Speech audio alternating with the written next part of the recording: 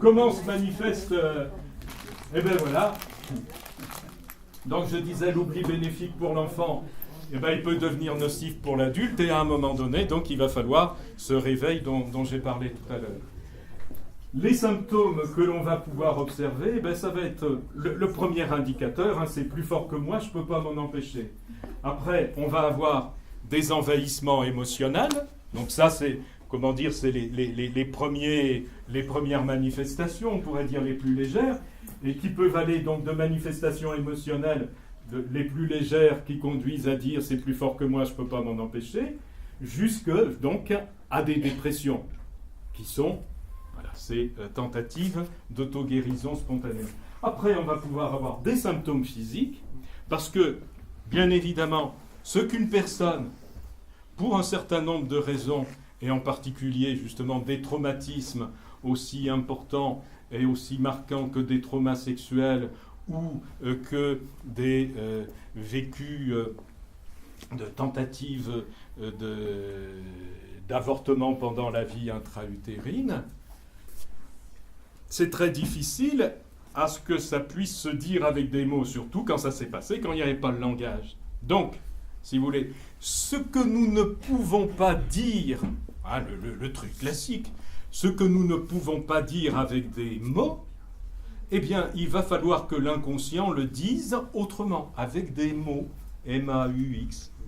Et ça, c'est pas qu'un jeu de mots, c'est vraiment une réalité extrêmement importante de nos fonctionnements psycho-émotionnels. Donc, on va pouvoir avoir des symptômes physiques, et puis, on pourrait dire, ce qui va se passer, c'est que là encore, on a appris à avoir un regard négatif sur les symptômes.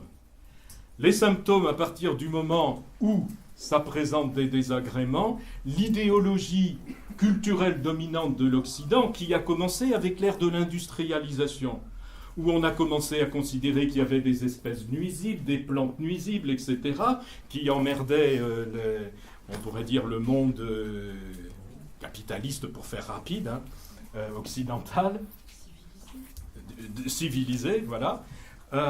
On a considéré qu'il y avait des trucs emmerdants, et donc si c'est emmerdant, on va essayer d'éliminer. C'est ce qu'on a réussi à faire dans pas mal de domaines. Et puis, quelque temps après, et là, en ce moment, on est en train plus particulièrement de s'en apercevoir, des conséquences que ça a produit au niveau de tous les déséquilibres que cela a généré. Eh bien, à un niveau médical, on a fait exactement la même chose avec les symptômes. C'est-à-dire regarder le symptôme comme un problème et non pas comme une adaptation.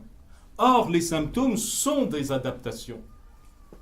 Je peux vous donner un exemple qui va certainement assez facilement vous parler, parce que c'est vraiment un processus assez classique. Vous avez des bébés qui, après la naissance, par exemple, on leur fait boire du lait dit maternisé, du lait de vache, hein, du lait de vache trafiqué, et ils vomissent. Le fait qu'ils vomissent, on considère que c'est un problème. Et on ne considère pas que c'est une réponse adaptée. Parce qu'on remet en question la réponse spontanée du bébé, mais on ne met pas en question le comportement inadapté de faire boire à un bébé du lait de vache. Donc le bébé, lui, il sait qu'au niveau de sa capacité à assimiler le lait de vache, c'est pas bon pour lui. Donc les bébés, on pourrait dire qu'ils vomissent le lait de vache, enfin le lait en poudre là qu'on met dans les biberons. Ben, on pourrait dire qu'ils sont plus intelligents, entre guillemets, que ceux qui ne le vomissent pas. Voilà. Mais on regarde ça comme un problème. Donc, on va voir le médecin, mon bébé il vomit, ok, on va lui donner Primpéran. Et donc, bébé il prend Primpéran. Et il vomit plus. Donc, c'est super, c'est efficace, il est guéri. Sauf que si on regarde sur les carnets de santé, on voit quelque temps que, après avoir pris Primpéran, le bébé, qu'est-ce qu'il fait? De l'eczéma. Ah, mais ça, l'eczéma, c'est vachement emmerdant. Alors au début, il en a sur des parties du corps qui sont moins emmerdantes que d'autres.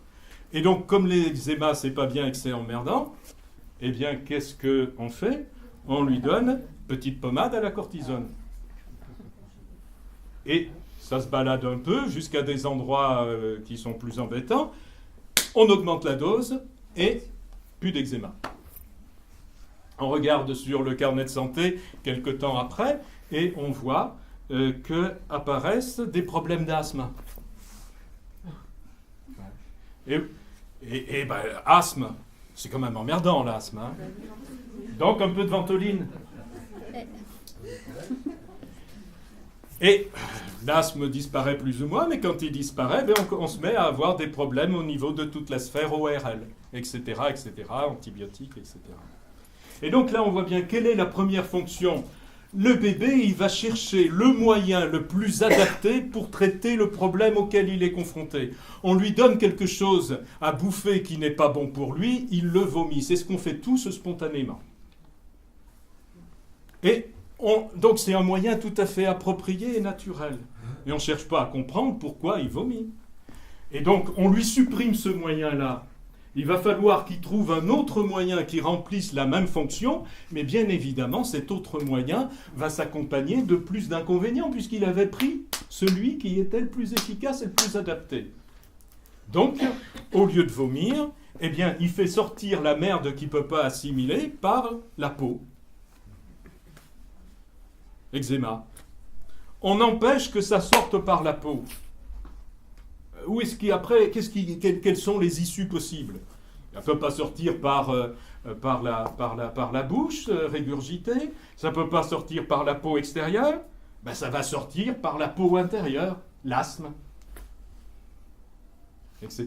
Donc, on est dans toute une idéologie culturelle et médicale où on regarde le symptôme comme un problème et non pas comme un moyen pour gérer justement une difficulté ou un déséquilibre. Et si vous voulez, pour je ne sais pas quel temps,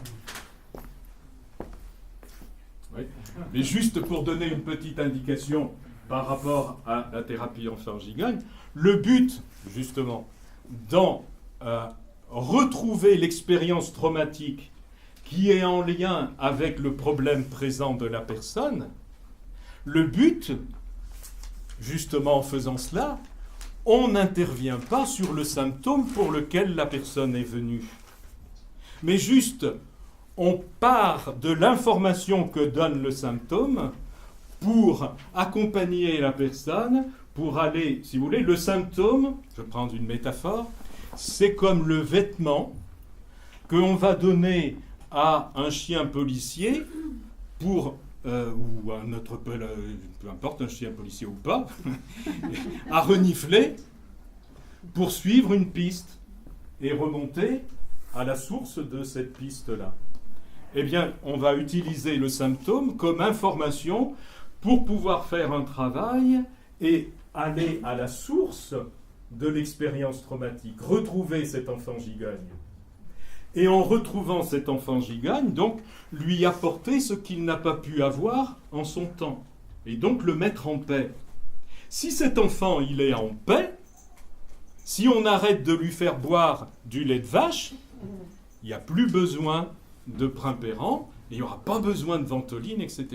Et donc on n'aura rien fait pour agir sur le symptôme, et si on a fait un travail écologique, si le travail est bien fait au niveau et des retrouvailles de cet enfant et de la mise en paix de cet enfant, le symptôme, il disparaît tout seul, sans qu'on ne fasse quoi que ce soit sur lui. Et pour moi, cela, mais ça n'est valable que pour des personnes qui sont prêtes, ça c'est véritablement un travail écologique. Mais maintenant, si on prend les thérapies comportementales, en disant ça, je ne suis pas en train de tirer sur les thérapies comportementales. Parce que heureusement qu'il y a des techniques comme les thérapies comportementales qui cherchent à agir sur le symptôme, parce qu'il y a des personnes qui ne sont pas prêtes à aller voir ce qui a pu être extrêmement douloureux à un moment donné. Donc, respectons la diversité. La nature est faite, moi je suis né à la campagne, eh bien, il y a des chênes, il y a des peupliers, il y a des châtaigniers, il y a des sapins. Et Il n'y a pas une essence qui dit moi je suis mieux que les autres. C'est cette diversité qui fait la richesse de la vie. On peut faire exactement la même chose dans le domaine de la psychothérapie. Mais en psychologie, les symptômes sont quand même moins clairs. C'est pas de l'eczéma, c'est pas de l'asthme. En termes de psychologie, si on dit qu'on travaille sur les symptômes, on ne faut pas bien. Eh bien, comment se manifeste l'enfant Giovanni?